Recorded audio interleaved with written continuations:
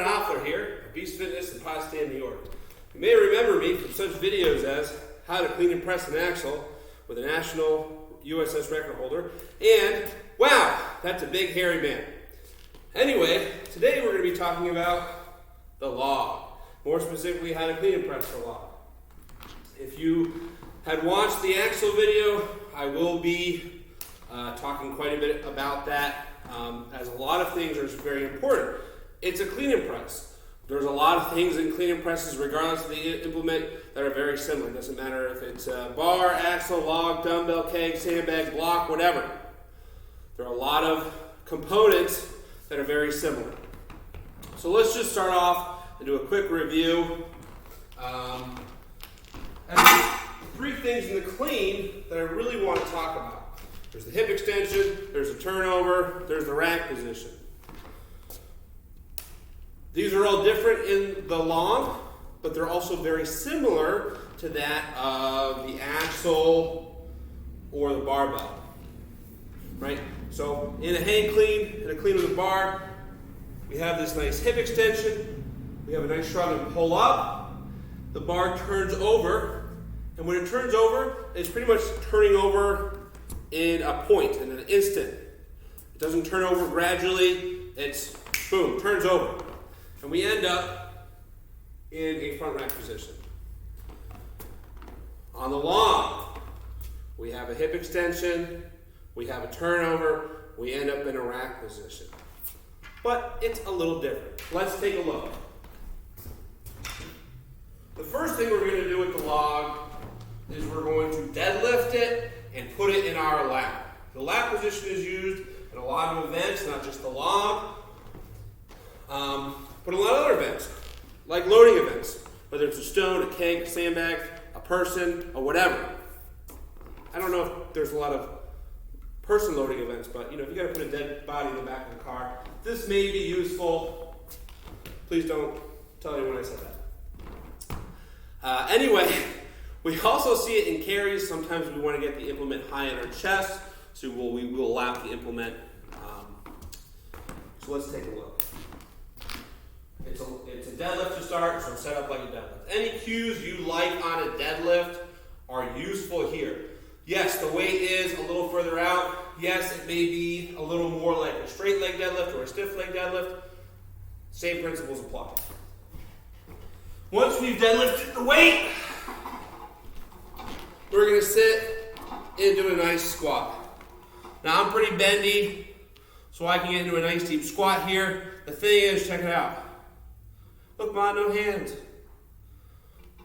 We should be pretty comfortable in this position.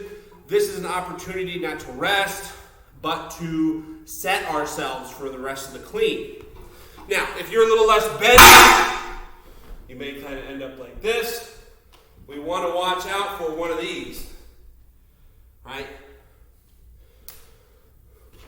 Why? Well, if I'm in a good lap position, whether it's high or low, I'm going to be able to bring the log straight up. If I'm in here, it's going to swing out a little more. It's a little harder, and you're putting a lot more on your back. And if you've ever done a strongman competition before, we're already doing a shit ton of back work, a shit ton of load on the back. And we don't need to fatigue it, especially if after this you've got to go deadlift, and then you've got to go carry a Husafel stone, and then you've got to go load stone over bar. Your back's going to be fried. So if we can save it in this event, it's going to be there for other events. And plus, we're going to put ourselves in a stronger position. So we've got it in our lap. What do we do now? We want to set in a position so that we can bring the log up to our shoulders.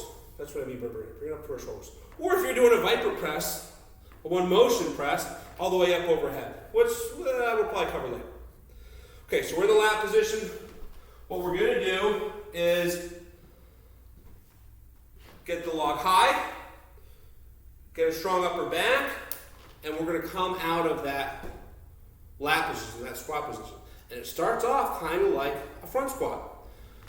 What I talked about on the axle, when we bring that bar up to our abdomen, it doesn't just magically sit there. It doesn't just magically rest.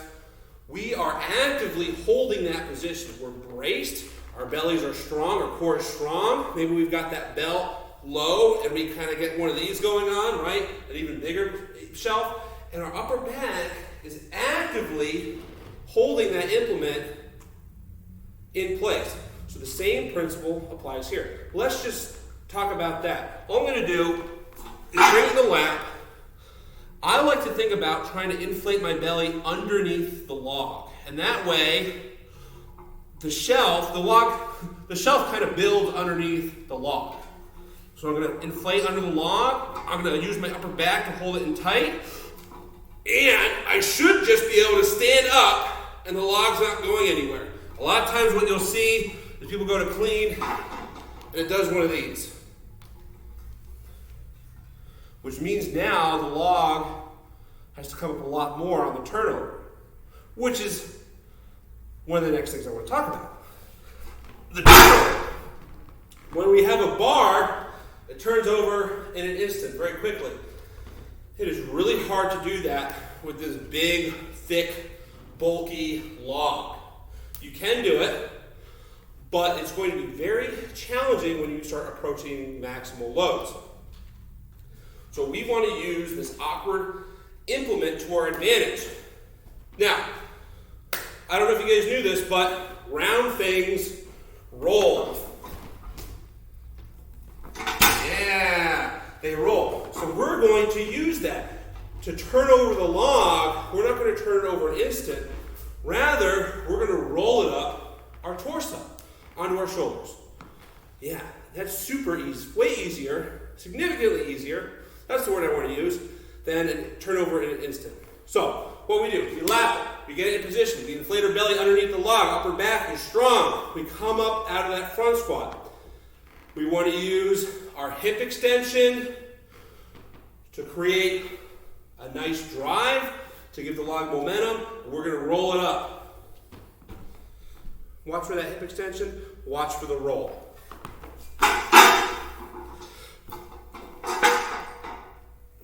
Let's see that again.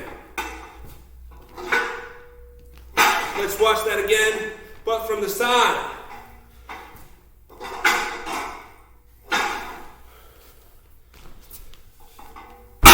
Squat up, hip strides forward. I use that to roll the log up. The rack position. Same principles apply as the bar. When we catch a barbell, we want those elbows up quick. Same thing goes for the log. Now, the barbell fits nicely under my hands, under my head, top of my shoulders. The log does not, because it is big and round and girthy. It's a big, round, girthy log. And my head gets in the way, or the log gets in the way of my head. So you have two options. One is good, one is not. The first option, elbows down, log in front. This is a very poor option because the weight is now in front of your body, which means you have to work much harder to hold it there. We're going to do one of these. Now the weight is under my center, it's over my feet, but if I go to dip and drive, I don't have much what's going on, and when I go to press, I'm probably going to press out relative to my torso. So I'm going to end up here. At some point, I'll have to end up in that position. So that's a shitty option. Let's say fuck that option, we're not going to use it. Instead, what I'm going to do, when I roll this log up, and you may have seen it earlier, head back. I'm looking at the ceiling, ponytail hangs down, and it's going to sit right in my throat. Got a big girthy log right in my throat. That's where it's going to sit. Hold for laughter. 1, 2, 3. Okay, let's take a look at the log clean again and look for it. We'll go from the side. We're going to lap it. We're going to inflate our bellies, our core underneath the log and brace. Pull it in with our upper back. There's that hip extension. There's that turnover, that roll. And there's the rack position. Boom. Right there. That's nice. before I talk about the press, I want to talk about some little shit with the log, tilting the handles, position on the belly, belt positions, all this other little nonsense that people like to bring up. My torso is so long, the log is so big. Everyone's a little different. A bigger log is bigger than a smaller log. So if I'm in a lat position and the handles are up and I have a 10-inch log, to get it into a rack position, it is going to rotate half of a rotation. The handles start up, they end down. There is only so much distance a 10-inch log can cover. If I have a 12-inch log, that log with handles up to handles down is also going to rotate a half rotation. However, the circumference is bigger.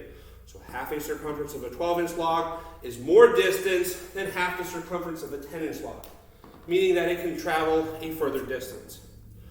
What does that mean for me? It means when I train with a 10-inch log, which is the biggest log I got, I know, it's not the biggest log, guys, but what's important is getting the work done. You know, as long as we get there, who cares what size it is? Laugh the penis joke. Okay, great. So when I train with a 10-inch log, I get it right on top of my abdomen, way up here, because I know I don't have as far to roll. When I get into competition and I get a 12-inch, I just position it a hair lower. And it sounds like a big deal. It sounds like, well, it's super complicated. It's not. You go in, you grab your log, your 12-inch log, and you just fiddle. And when I position it high, it's like the handles are tilted still. So I know it brings it lower. Now what if you've got a long torso and you really need to have it roll a lot? Well, we can make the roll longer by tilting the handles. So if they're straight up and down, it rotates a half a rotation. But if I tilt them forward, the log can now roll for longer, because we're always going to end up handles facing down. So if I tilt them forward, the roll gets longer. I can roll it up my body longer and get in a good position. So these are little things you can play with to kind of optimize your positioning and the clean of the log. Now let's talk about belts. Oh, I don't like to wear a belt on my log because it pinches my tummy and it hurts. It happens. It sucks. It's unpleasant. You'll get used to it. This is also one of the reasons why I like a low belt. And when I say low belt, I mean it's underneath my belly button. Here's my belly button, right? Boop. If it's right here. So the belt is low. As I've talked about, the low belt does this for me, bigger shelf. And if the belt's here and the log's here, I don't get as much of a pinch. If I got a kind of a normal height of a belt and I rest the log a little lower, well, that's going to pinch. That's going to feel nasty. So you can play with your belt position, lower on your abdomen, and your log position, higher on your abdomen, so that you get less of a pinch. Now, I know what you're thinking. I'm like a lightweight. I have no body fat, Brandon. I'm not fat like you are. First off, fuck you. I'm not fat, I'm big bone. Second, we can just create space, right? The log doesn't have to rest on the belt. Put the belt low, put the log high, pull it in, brace. You can still do all those things to help hold the log in place and create space between your belt and the log while still getting something out of the belt. The tough part is you have to play around with positionings. You know, this works for me, it may not work for you. I'm built a little differently than everyone else. Everyone else is built a little differently than me. So just fuck around and find out. Okay, lastly, the press. It's just like anything else. We dip, we push, we press. Doesn't matter, strict press, push jerk, squat jerk, split jerk. If you can squat jerk a log, I'm gonna be impressed. That's pretty cool. Clean it, get in position, fill up your belly underneath the log, pull it in tight, come on up, hip extension, roll. push press, push jerk, split jerk. Fuck it, I'll try it. Squat jerk.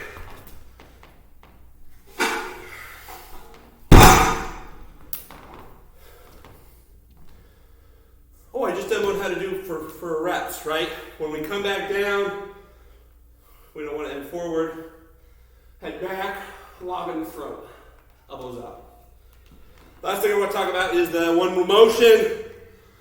Essentially what you're doing is going from the clean directly into the press. And there's a few cues I like to use outside of what we already covered to really help. I'm a very explosive lifter when I do overhead, especially from the hips and the legs. That's where all my power comes from. And so while my strict press may be 250, using my lower half and the explosiveness, I can add another 100 or so pounds to my overhead. So when I do one motion logs or vipers or whatever you want to call them, I think about big hits. The more explosive I am here, the more momentum I get up, and I can continue through into the press. So that's the first cue I like to use. The second cue is keep rolling the log. A lot of times we get excited, we roll the log 3/4 of the way, and then we start to press. Keep rolling and punch into the ceiling. So if we go to press early, we're going to punch out. Keep rolling, rolling, rolling, rolling, rolling, rolling, punch. So big hips, keep rolling.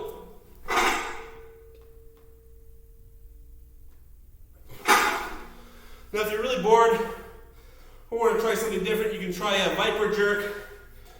Just think a viper press with a push jerk. So as you press up, you dip back under the log. It's good in training, but I don't really know how practical it is once we start talking competition. It's an extra movement. There's a lot of coordination. It's fucking exhausting. So maybe just stick with the regular one motion. Hopefully this helps out. Hope you enjoyed the video.